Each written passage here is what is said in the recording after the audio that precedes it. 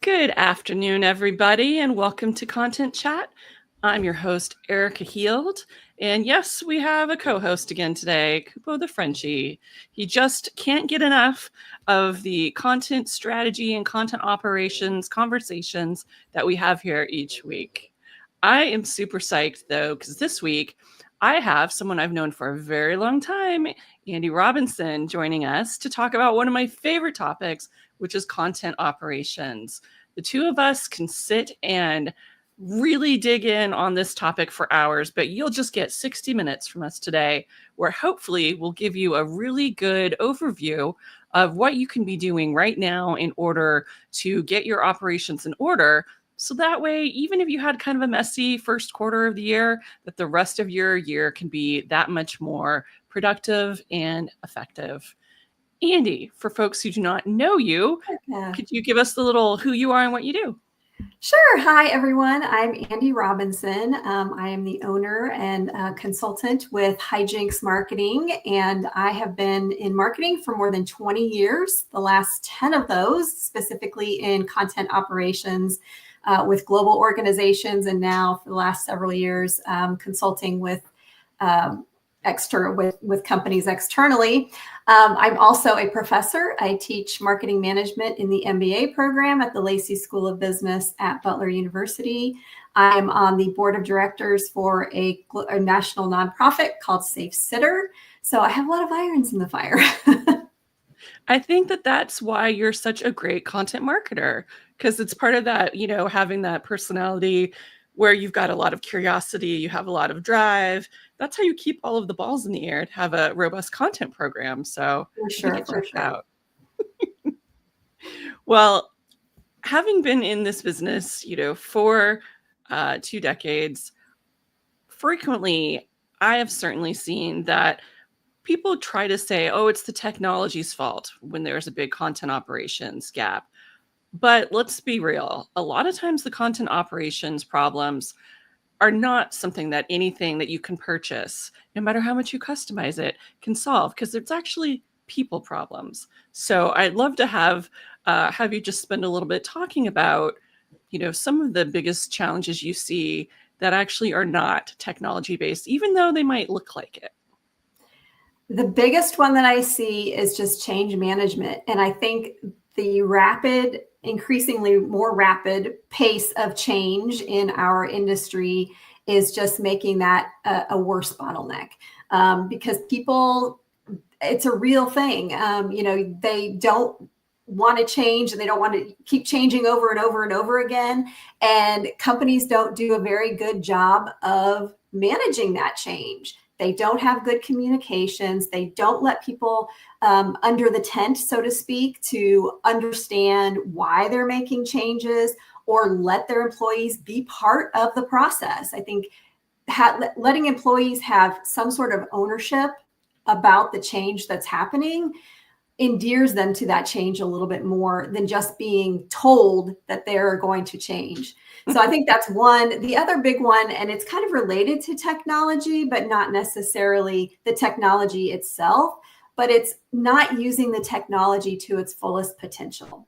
There are a lot of pieces of technology out there, and they're getting increasingly complex. And a lot of companies will implement technology, but then they only use it on the very surface level.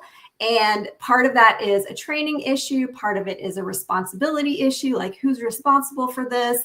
Part of it is a people resource issue because they don't take the time to dedicate the right people to roll it out, to implement it, to keep those communications going. It's not like you just implement it and then you're hands off. You have to continue to feed the beast sort of training and rolling out new updates and things like that. So I think those are the two big ones. It's the change management, and it's not using the technology to its fullest potential. Those are, kind of the two things that I see the most often, but obviously both involve people. Totally. And I think, something that really dovetails with both of those is that so few companies make governance a priority when it comes to their content operations. So they haven't taken the time to really document those workflows. They haven't put together, written and approved, agreed upon guidelines or service level agreements saying, here's how long it takes to do a thing. Here's who's responsible for this, part of the process for creating things. Because I'll tell you, most of the time when I come in on a fractional basis, I'm the one rolling out governance. Because there isn't any in place. And when people don't have all these processes and workflows and stuff documented for them, then they can't even say how long it's going to take. So they might say yes to projects when they don't have enough bandwidth, or they might underestimate, the total cost of something because they don't have everything. They don't have everything they need to actually do their jobs. So I'm always a really big proponent for making sure that when you make any of these kinds of changes, that you go in and you actually document, then here's the updated process that we all agreed upon. And then you update those workflows in any tools that you have, and you document the training, because if the only way that somebody is going to know how to use a tool is if they find somebody who has the one email you sent out about it with a link to a video that's shared in somebody's box folder, absolutely no one is going to use that tool because it's not discoverable. You haven't really shown people how it's going to make their lives better, let alone how to use it. But, this happens so frequently. And, I feel like it's one of those kind of like a little hidden trap out in the forest that you just fall into. Yeah, one of the things that people, I think, underestimate, and people like you and I who are consultants who go into these various different businesses, we see kind of the big picture, but when you're in it, you don't recognize that marketers have to be great communicators. Yep. People sometimes think, well, marketing and communications aren't necessarily the same thing. We're not doing PR, that kind of thing. But you have to be good communicators when you're in a marketing leadership role. And when you have leaders in those positions that don't effectively communicate, don't put those processes or that governance in place, that don't have a strong sense of structure, then everything falls apart. It's like having no foundation in a house, right? Everything just sinks and it collapses. So you have to understand what's in that foundation, what needs to go into it, and make sure that that all of those processes are transparent. That's another thing I see a lot is, well, we're going to write this, this protocol for how we're going to do things, but they don't share it with anybody. Most companies have some sort of internal SharePoint site, or a team has their own, internal kind of communications, or a Teams group that they share information with. People have to know what your process is. You can't expect, teams to work together if they don't understand who is supposed to do what, when. Like you said, how long is it going to take? What the deliverables are, what the expectations are, and you have to revisit that from time to time. I would say you need to at least look at every single one of your processes once a year. Put it on a rotation, do one the first month, another one the second month. You don't have to do them all at once. And you don't have to make changes, but you have to revisit them, because there's always this case, right? I'm sure you're going to laugh at this, because you put a process in place and people are doing it, and somebody's like, oh, I think we would do it a little bit better this way, or I think that this needs to go to this person instead of this person. But then they don't go back and change the initial documentation, like the initial process. So they've made that change kind of, ad hoc, and everybody kind of who was involved in that part of the process knows that it's changed, but they haven't changed the documentation. So you need to do those things just to stay on top of your processes and your governance, to make sure that everybody's on the same page, and everybody, like you said, knows where that information is and who's responsible for what. And I am a big fan of over communication, especially when it comes to things like change and governance. You can't just do it in a vacuum or in the dark. It has to be very transparent. 100%. And I mean, you make such a good point, which is, nothing about content governance is setting it and forgetting it. It absolutely is a living, all of these documentation, any kind of guidelines you put in place, they're all living things that you do need to revisit. You do need to keep them up to date, because that's the only way that they can actually do their job. And it's funny, because I worked at Charles Schwab for 10 years and I was on the B2B side. Everything I did was about communications from a digital standpoint. And I had a catch-up call with somebody who used to work for me. And she told me that these guidelines I put in place for digital communications, they were still using those 15-year-old guidelines, which they'd been updated over time. And then she casually mentioned, oh yeah, and during the hurricanes, and then I started laughing because I knew what she was going to say. During the hurricanes, we used the packet that you had, your templates for all of the communications. We didn't have to. It's great because we never have to think about what are the things that we can say and what are all the places we need to post things and what should we do for this completely, unexpected yet recurring, issue that happens. Literally, they just go and they use these same templates that I created 15 years ago because my attitude was no one should ever have to think about this ever again. You just put together a solid template, you get legal and compliance to sign off on it, and then your team can do things that are interesting and that actually need your time and your brain instead of revisiting the protocol and the process and the who needs to sign off and are we forgetting anything. Like, do that once. There's no benefit to making extra work for yourself. Yeah, and do it at all. I have worked with some companies who have no written process. And, I'm trying to help them implement software or whatever. And I'm like, okay, where's your process? Show me your process so that we can, implement this piece of software in the right way to meet your needs. And they're like, oh, we don't have that. It's just so-and-so does something and then so-and-so does something else and then it's done. I'm like, oh my gosh. Oh, yeah.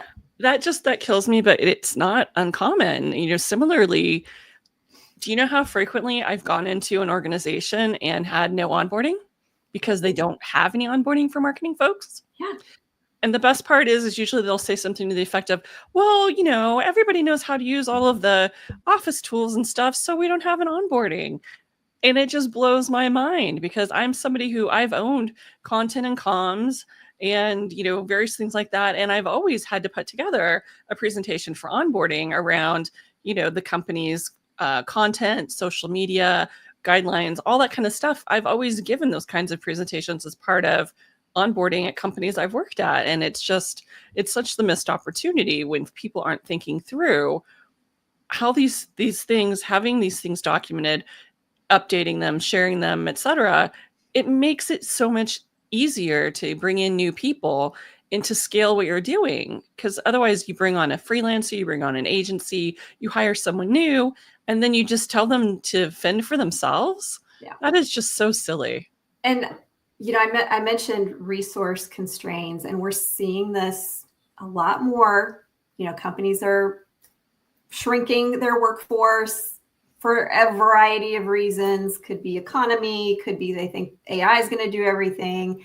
But just, kind of a little plug for consultants like you and I, this is where we come in, right? This is where we come in on a temporary basis. We get your house in order and we have a perspective as an outside person that an internal person may not have. Getting your content house, in order is not just something you add on to somebody's already existing 52-hour-a-week day job, right? That's you're not going to be successful. You're going to fail. You're setting that person up for failure. You're setting your team up for failure. So you need to bring in somebody who has that outside perspective. When I was in-house, I actually appreciated that. Having an agency that were coming in, they would see things that I wouldn't see. And I feel the same way, the way that I see things for my clients is I'm seeing things and they're like, oh, we never thought of that. And it's just those little things that we do this all the time, right? We kind of have our process and we know what to look for. Internal people may not have that perspective or the time. Exactly. I mean, frequently I get brought in on these kinds of projects because no one has the time to document the brand voice, put together the style guide, and create those brand templates that then can allow the scaling. So it's fun to be in that role because you can pull from everywhere and talk to all the people and, help folks get this put together a lot more, a little bit more easily And Barb has a question for us, asking if there's a template we can recommend as a framework for our marketing guideline document. And see, the good news and the bad news is that everybody's stuff is different.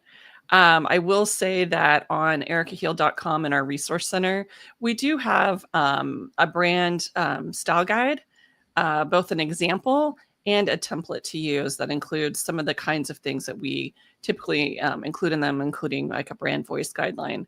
But really, like your marketing, your content operations suite of governance documents, it's going to depend completely on what kind of an organization you have. You're going to have your RACI, which are your roles, accountabilities, consulted and informed, like what role everyone plays in creating your content, what all your workflows are.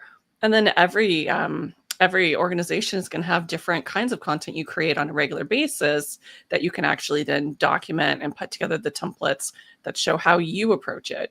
Because you may think that, oh, everyone knows how to write a white paper, right? Everyone knows how to create an ebook, except every single organization has a different idea of what good looks like. Yeah.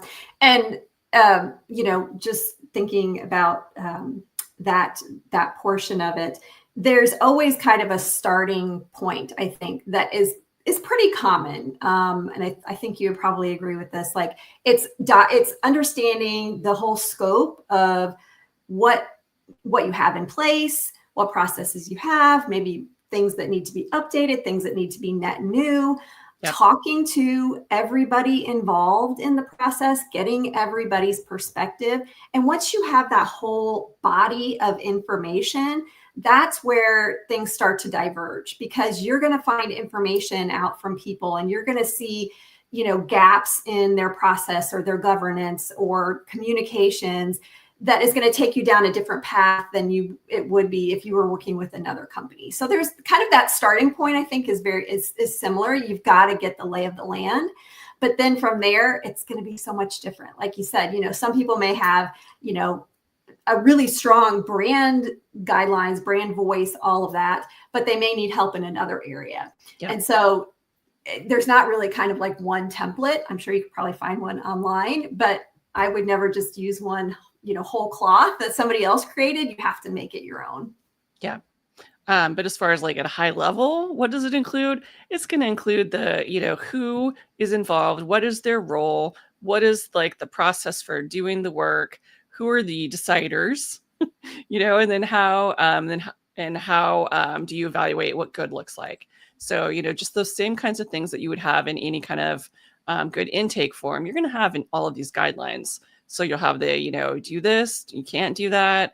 And, hopefully some examples of what good looks like for whatever it is that you're outlining in the documentation. I generally call it the how does crap get done evaluation.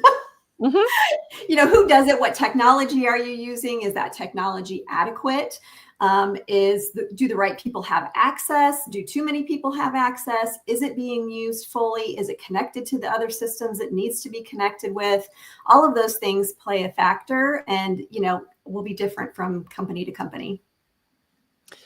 That actually is a really good place to kind of talk a little bit about the technology, because every organization has a vastly different tech stack. And frequently, because of, as you mentioned, they're only using one component or a very surface level set of things available in that technology. And frequently, multiple pieces of technology can all do the same thing, like how multiple pieces of technology might have chat included or might have, meetings included. And so then people can start to not really know what, which options, which functionality pieces they should be using. So let's just maybe start there about how do you take a look at your tech stack and start to ask those questions about, how are people actually using this? And do we have too much duplication?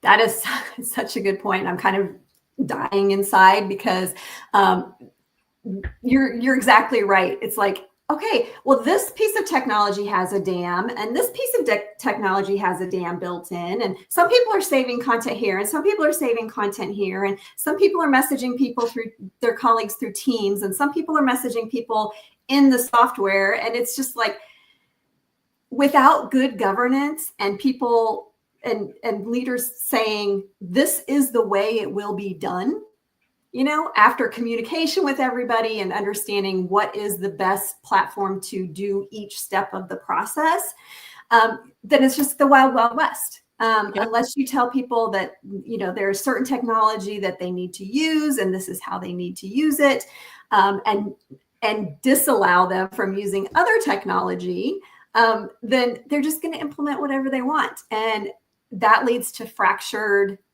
processes, fractured communication, frustration, because people are like, where do I find this? Oh, it's in this other piece of technology. It just leads to a mess. And I don't know about you, but as a consultant, I have worked with so many companies that have different tech stacks. I think I've worked with just about every piece of like marketing and content technology now. So, you and I've done a lot of implementations as well. And I think, one of the things that, if you've heard me speak at all about technology, you've heard me kind of rail against technology that says they can do it all. Okay, you can do it all, but that means you're not very well your core thing really well. Yeah. And so, that drives me crazy is when, when technology comes in and says, oh, we can do everything under the sun. And okay, maybe they can, but it's not the right, the functionality isn't the best that it can be. It doesn't compete with other platforms that are doing that core technology or that core functionality really, really well. And I think a lot of companies they kind of allowed this to happen because in the teens, there was this big trend of bring your own technology to work, where companies were like, oh, we can save a bunch of money if we just let everybody, pay for and use whatever technology it is that they want. And so you had a whole, phalanx of folks who are like, oh, well, this is the project management tool I like to use. So I have a license for this. So if you're working with me, you're going to use this. And like, I've literally had those kinds of situations where multiple people with the same job on the same team are like, oh, well, for my things, I use this. And it's so funny that that was ever considered to be even a moderately, okay way to do things. I mean, I guess it was maybe the big talent crunch and, what have you. People were afraid to make employees unhappy. And while I don't think your goal should be to make employees unhappy, I think you do need to have, a consensus around how to do things and which tools to use. And it needs to apply to everybody. You can't have carved out exceptions for, well, everybody is going to use this tool except for this person. Because, although I will say one thing, I have one exception to what I just said, Andy, because I thought of it immediately. Jira. I have worked in a lot of SaaS environments where on the engineering side, they use Jira tickets. And inevitably somebody says, hey, we could save so much money by having all of the marketing requests go through Jira tickets. That is the one piece of technology that I will say we should not ever have that be something that the content operations and the marketing teams have to use, because it's not made for a collaborative process. It is made for telling someone to do a thing that is well defined. Amen. Yes, I totally agree with you. And I have never come across a situation where allowing people to use whatever technology they want to use is a cost savings. It inevitably always costs more because you've got, all of these different tools. You lose your economy of scale and you lose track of how much you're spending on those technologies because maybe this kind of separate team is maybe paying for it out of their own budget. And then you don't get a full picture and you lose track of all that stuff. It never ends up being a good idea. Yep. And you always end up then with somebody having to manually put in those, things, those requests they get outside of the process because the external teams they work with aren't going to learn their new thing, or they don't have the ability, they don't have a seat license to let that person actually use the process. So it ends up frequently being a huge mess. Yeah, you mentioned external teams. That's another question, honestly, for companies that they need to address. Are they going to allow external partners access to their tools? Their CMP, their social media management platform, or are they going to not allow that? I think I am in the camp of allowing access, making sure their access is at the right level and they're only seeing what they need to see. But as long as you have, your NDAs and all of your privacy stuff, set and signed with your external agencies, there really shouldn't be any reason they shouldn't be using the same tools that you're using. It just helps with productivity. It helps with transparency. In a previous role that I had, we allowed our agency partners into our content marketing platform, and we saved so much money because every time you get on a call with a big agency, they have 10 people in their call, and you're paying 10 people on that call. But if you're doing everything in the system, it's one person usually who's kind of managing all that. You don't have to get on a weekly call to get updates.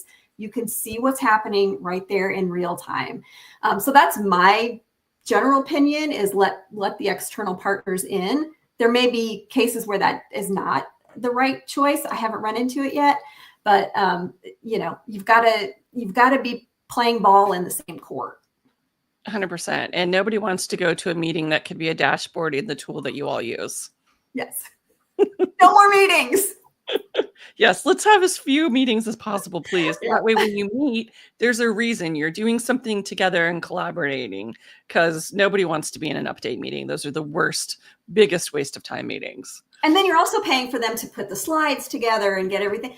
There's just so much that needs to be put together for those update meetings. If it's all in one place, you can see at any point in time, you can just go look and see what your agency is doing. So much nicer. It's all in one place. Do you have any kind of a framework or a set of questions that you kind of use to evaluate the tools that folks have to see if they're the right tools? So it depends on the tool that they're trying to implement. My general process is to, first of all, you need to identify the key players, have one person from each team who would be involved, kind of be the point person. I like to position this as sort of, kind of a career helper, if you will. This is a way for them to get some visibility, to be involved in something. And then, so have them, be on that team. And then you really need to understand what you need out of that tool. So that's why I say it could be different, it's different depending on the piece of software. If you're implementing a social media management software, your questions are going to be different than if you're implementing a CMS, for example. But you need to basically make a list of everything you want that tool to do and say, okay, this is a must-have. We will not purchase a tool if it doesn't have this functionality built in. We don't have to pay extra money to get it built. So you have your must-haves, you have your kind of, this would be nice. And then you have your kind of oh, this would be really awesome if we could do this, but it's not going to be a roadblock kind of thing. So make a list of all of those things you need to get out of that platform. And then you can start the process of evaluating, your different vendors, having them do their presentations and all of that, and have everybody on that core team look at it through their own lens, because you want to make, again, going back to what I was saying early on, you want to have the people involved, and so that they feel invested. And then those people will be advocates on their teams when you go to implement the software. They can be the people that, people on their team go to for questions. You don't have to be the main person. It doesn't have to be one person. You can have multiple people. And they can be the advocates encouraging people to use it and talking about the benefits and all that, because they've been part of the process all along, and they voted. They had a voice in choosing which pieces of technology the company ended up going with. So true. And if anybody ever got to vote, nobody would ever have SharePoint, but they give it away for free with the rest of Microsoft Office. So we're forced to use it. That is my opinion. Yeah. I say that as somebody who's had to administer a Teams, SharePoint site, obviously. Oh yeah, I've had to too. Yeah, the early on, back in 2003, 2004, I worked at Eli Lilly and Company, and I was part of the team that transferred over. And we used to call it Elvis, Eli Lilly Virtual Internet Service. And we had a big campaign around "My Elvis is leaving the building" when we switched over to the new internal internet site on SharePoint. So that's hilarious. Yeah. It sounds like they were a lot like Schwab. We had fun acronyms for everything. And we had SAM, the Schwab acronym manager, which was a list of all the acronyms that, so that way everybody knew. There was never, any lack of clarity. I know. Another thing that needs to go into the onboarding. It's so funny. Like, I totally got the governance bug from working there, because it was just part of the culture that you documented, you shared, and you communicated, and then you communicated again. You kept that process going. Well, and I think when you've been a part of teams that have not done it well, or you've worked with teams that have not done it well, and then you've worked with teams who have done it well, you can very clearly see the differences. You can see the difference when companies put a lot of resources towards change management. They have very clear communications. They, who's doing what. And, then you have your companies that don't put an emphasis on that. They don't communicate. And the differences are just so stark in the success of those different companies. The ones that have that transparent communication and talk to people about, or make it very easy for people to speak their voice when they're having frustrations and things like that, they do much better. They're more successful than those who don't put that emphasis in the right areas. 100%. And if you've ever worked in an organization where somebody actively hoarded information and really seemed to delight in other people not having it, I hope that you are no longer in that organization, because that's not how to be successful. Yeah, for sure. I think this is a good time to ask you to spill a little tea, and you do not need to name and shame, but is there ever a tool that you regretted adding to a content tech stack over the years? I wouldn't say that there's a specific tool, but like I said, when you get a sales pitch that is not 100% accurate, you can have some regrets. When, you talk to a vendor and they're like, "Oh yeah, we can do A, B, C, D, E, F, and it's going to be awesome. It's going to be great." And then you actually purchase the software and they can't do half those things, or it's going to be an extra charge to do those things, or they're not going to charge you to do it, but it's going to take another 6 months because they have to build it. That's when I start being regretful about implementing technology, is, when you're kind of sold a bill of goods about technology. And that's why, talking to other people, and this is perfectly acceptable to do. And, you could ask the vendor for references and talk to people, but it's better if you don't ask the vendor, because they're just going to give you somebody who loves the tool, right, to talk to. But if you go to somebody else, go to your network and say, "Hey, who's used this before? Tell me your honest opinion." Or sites like, G2 or Trustpilot, where you can really, kind of see how people feel, what's good and what's bad about the different, technologies that you might want to implement. You really need to do more research than just talking to the vendor and their salesperson. Love this. So we talked a little bit earlier about some of the human element of content operations, but I wanted to kind of do a little bit of delving into, what are some of the team dynamics at play that can really kind of cause things to go sideways, that even if you've taken the time, you're working on documenting your workflows and processes, you think that you have buy-in, what are some of the things that can be either at a team level or at an organization level that really do impact your ability to have a highly functioning content operations? At an organizational level, lack of leadership support. You can't, especially if you're in a large organization, you can't just, as a content team or a marketing team with content inside of it, you can't just say this is the way that we're going to do things, because marketing doesn't live in a bubble.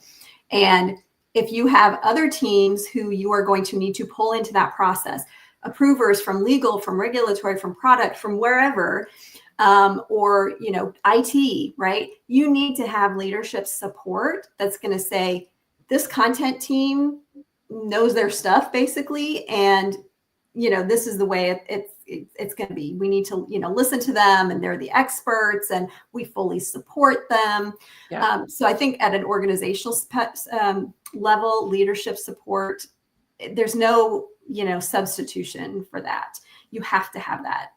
When I go into organizations that don't have leadership support, that's the first thing I say. I was like, who's your leader that's supporting this effort?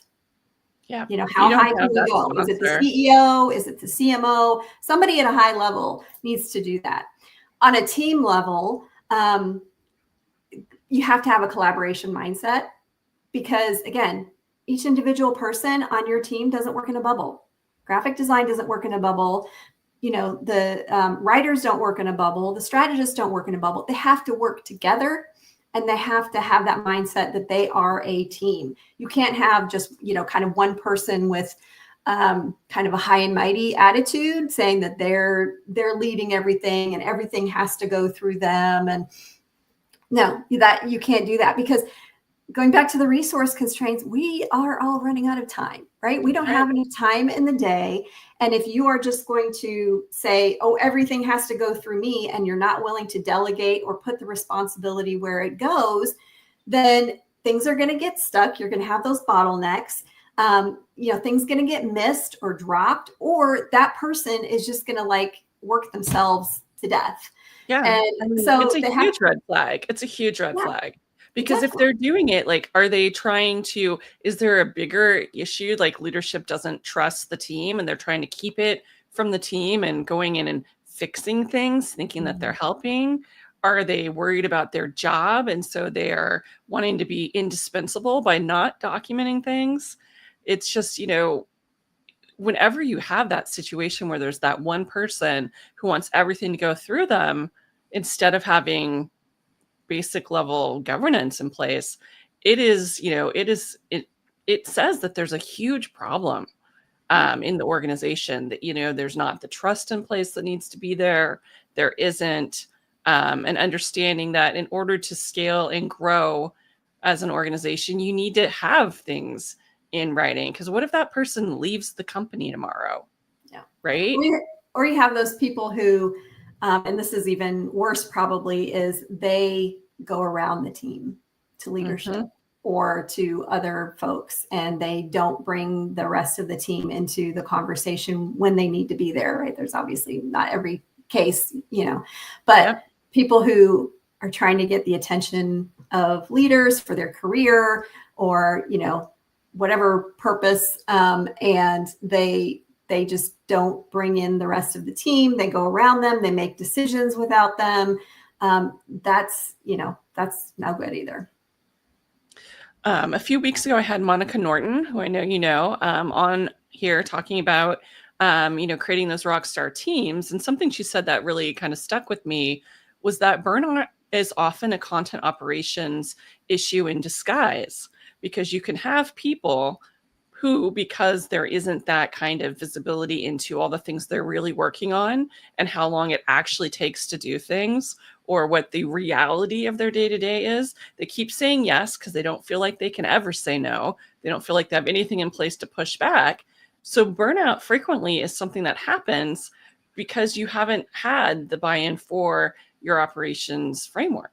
Yeah, the best teams that I've worked on are those where their leader says, this is a safe space. This is a space for you to say no. And I will support you, as long as it's reasonable. And that leadership, the mindset of the leader, I think plays a huge role in whether or not that team is functioning well, whether or not the other functions within the organization see them as the experts that they are.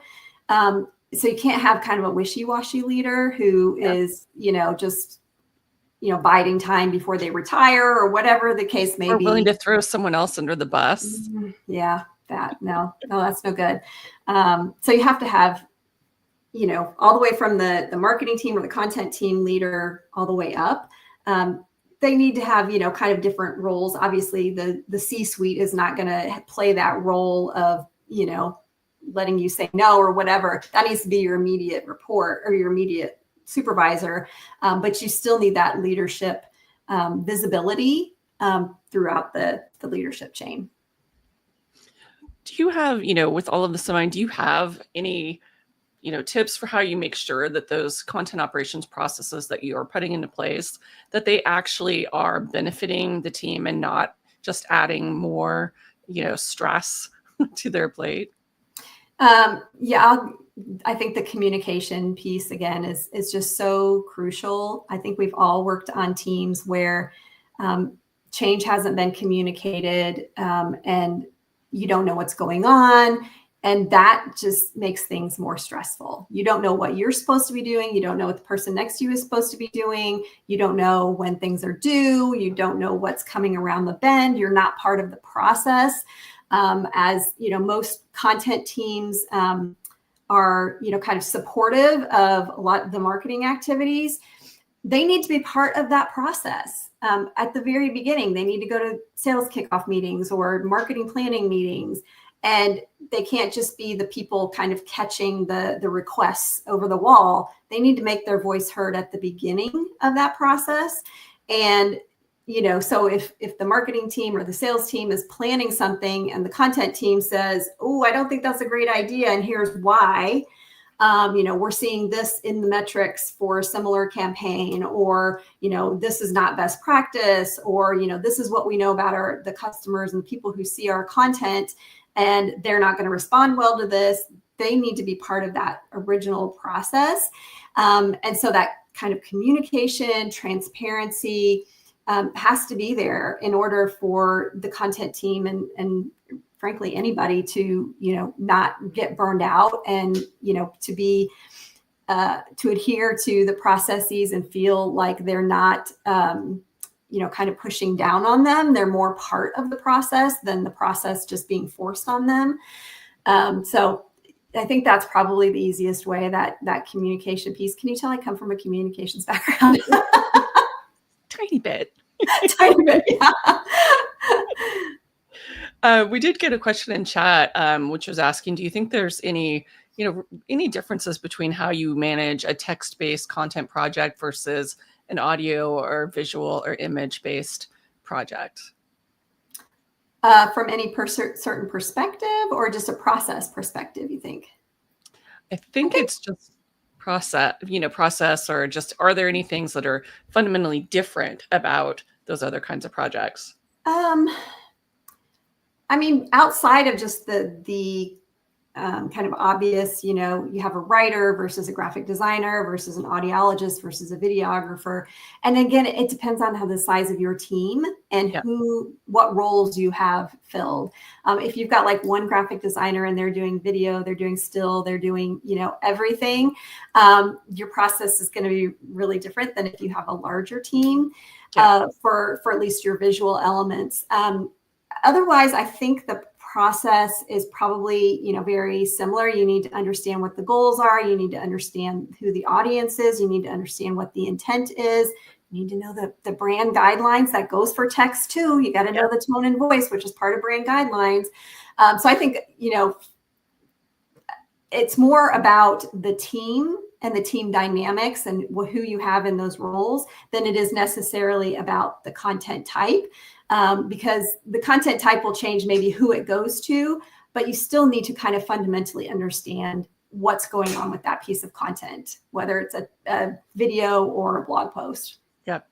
To me, where the type of content comes into play with having anything be different is in your content templates, because of course, what your intake and, brief form is going to look like for a piece of audio versus a video versus, a social media image or what have you, you're going to have a different intake form and template for every single type of content you create, because they're going to be things like maybe you need to have an intro graphic, a pre-header, all these kinds of specific things that you need to call out as part of the process for creating whatever that is. But that to me is a template.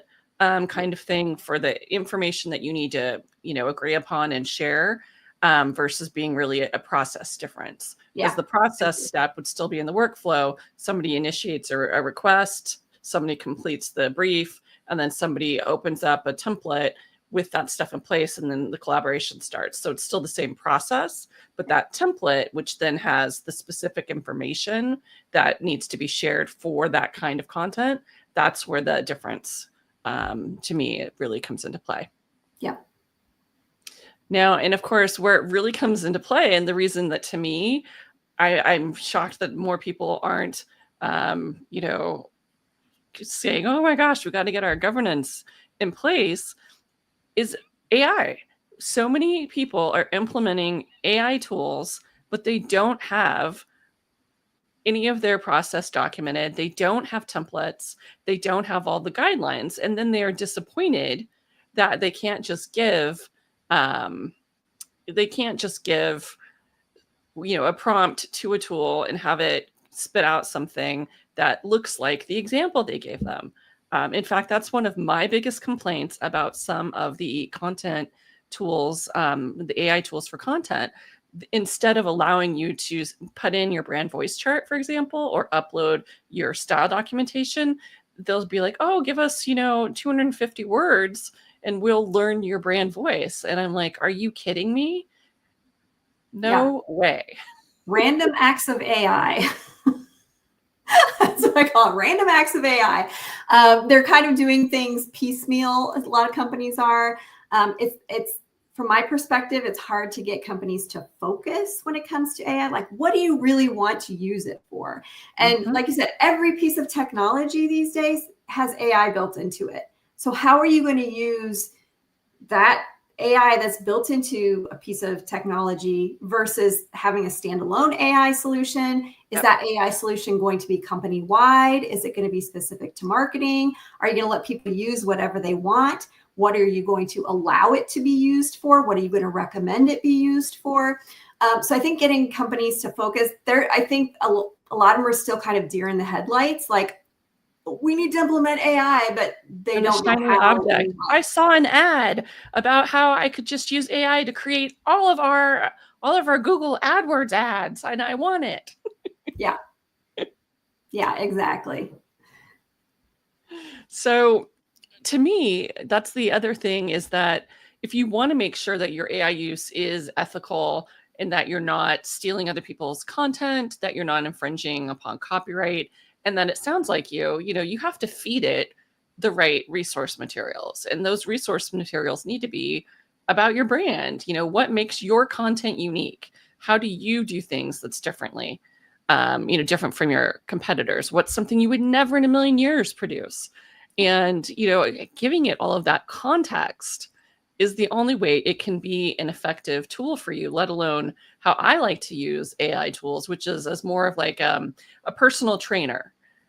For example, I'm working on an outline for a course I'm going to be teaching. And so I will write up what I'm thinking, and then I ask the AI, hey, what do you think of this? And then it critiques me and tells me, hey, what about this? Or this is really good.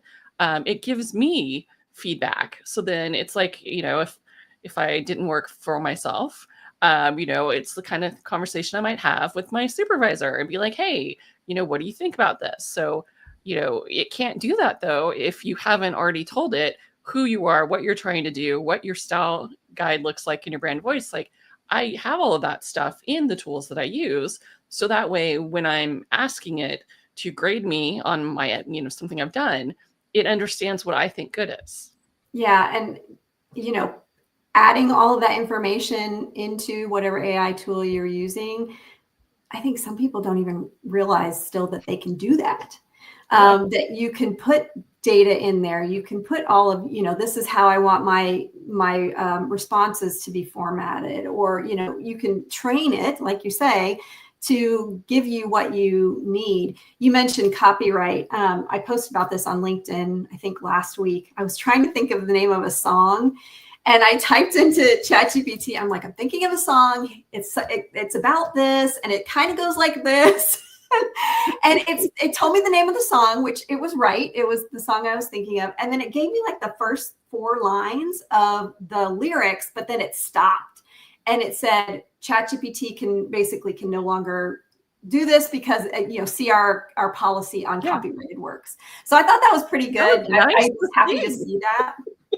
Yeah, I was happy to see that because that's that kind of ethical piece of it is something that I think a lot of AI tools are still struggling with.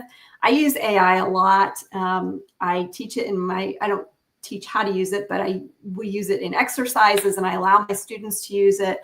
But I'm like you, I don't use a book anymore because I find that marketing textbooks, even the most recent ones, are out of date. Yep. And they teach a lot of stuff that is more theory to me. And I teach 100%. MBA level students. They don't need to know about, the World Trade Organization and like every regulation around trade in the world. That is they need to know what they're actually going to do. Yeah, they need to know like what they're actually going to do. So because I'm not using a book, I have to create all the materials myself. Usually when you use a textbook, you get slides and stuff like that you can use as a basis. I'm creating everything myself. And so I use AI, not necessarily ChatGPT, a lot for a lot of the things you were talking about. I use Perplexity to help find kind of intro material for each lesson. So they have some pre-reads and some videos that they need to watch. And I use Perplexity to help me, find some of that material that I think would be good. Outlines, kind of help me create nice slides, those kinds of things. So it can be a helpful AI tool. for slides. Huh? I have been using Beautiful AI for my slides for the last 3 years. And it's so helpful because I can know that I want it to be, I can know I want boxes. I can know like the things that I want elementally on a page, but I'm going to lose my mind trying to get everything the right size and lined up. So I use it constantly because it makes everything look so much better in so much less time than if I was doing it from scratch. Yeah, I started using it late last year, Beautiful, and I've been using it ever since then for my slides. And it's the same thing. You can set up your own template and kind of how you want things done. And there are still some limitations to it. I still download it into PowerPoint to present. So every AI has its limitations, and it can't be the end all be all. And I think companies need to realize that and not think that it can replace people. That's right. Online. It's a tool to help people, but you always have to have humans to look at it and say, hey, all the words are spelled wrong in this AI generated image, or, this thing that's attributed to this person, that's not who said it. Because that kind of stuff happens even if you have a transcript. Because I've been experimenting with content chat transcripts, and I use Otter to do the transcript. And then I've been using a custom GPT that I created to draft the recap. Well, sometimes it does a great job, and other times it totally picks the wrong person as who said something, even though the transcript is right there and it tells it. So you absolutely, no matter how good of a job you do with documenting, you still are going to have to go in and verify that anything. AI will not write your content strategy for you or do content operations for you. So you still need us. Still need humans. Still need people to do those kinds of things where you really need a lot of critical thinking. AI is to help do some minor things here and there. There's a lot of, kind of consternation about it in education, whether people should use it, students should use it, shouldn't use it. I think that if they're not using it, they're going to be left behind. But they need to know that on the first day of class, when I do my intro, here's what we're going to do. I talk about AI very first day, and I say, this is what it's good at. This is what you can use it for. This is what you will not use it for in this class. And so, they kind of have that expectation right off the bat. And I think it's the same thing for companies. There needs to be, like you said, those boundaries around AI, what it will be used for, what it won't be used for, which tools, and all of those things. And again, communicate that. And, because ethics, we don't talk about ethics a lot in marketing, which I think is too bad, because I've certainly worked with some folks whose ethics were shady and who would sometimes ask people to do things that were really not okay. Maybe not illegal, but, as an example, if you're going to put how many people have downloaded something on your web page on the, in your resource center, inflating it significantly, that's not very ethical. Yeah, Yeah. it's not illegal, but it's gross. And when Ethics somebody Ethics is the topic of my lecture next week, actually. So Ooh. we have a whole chapter on ethics and sustainability in my class. Oh, I love you even more now. Well,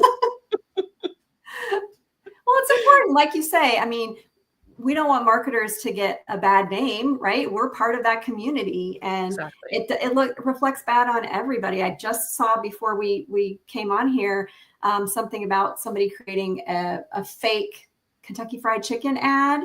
And it was so close to like what their actual ads look like that there's a lot of conversation around it. They, is this plagiarism? It's not a real ad, but Yeah. if the image gets out there on the internet, there's no controlling it. Yeah. Anybody could use it for anything. So that's ethics is huge. And I think AI makes it an even bigger topic for us to have to discuss. 100%.